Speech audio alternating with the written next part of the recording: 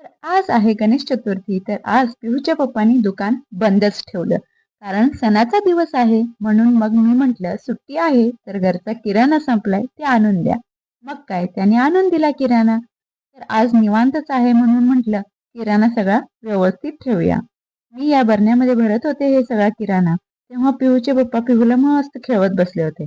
खरंच पिहूचे पप्पा घरी असतात ना मला खूप भारी वाटतं. कारण पिहूची जबाबदारी त्यांच्याकडे असते. पिहू दिवसभर त्यांच्या जवळ असते. फक्त दूध प्यायला तेवढं माझ्याकडे येते. मला पण ना आईच्या ड्युटीपासून थोडं फ्री म्हणून जाणवतं. नंतर सगळा किराणा लावून घेतला. या बरण्या ना मी ऑनलाईन मागवल्या होत्या. खूपच भारी दिसतात बरं का. हे सगळं झाल्यानंतर आम्ही गेलो गावात. कारण बाप्पाचं आगमन खूप जोमात चाललं होतं.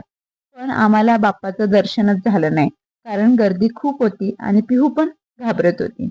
म्हणून आलो घरी. चला बाय. भेटू नेक्स्ट व्लॉग मध्ये. राधे राधे.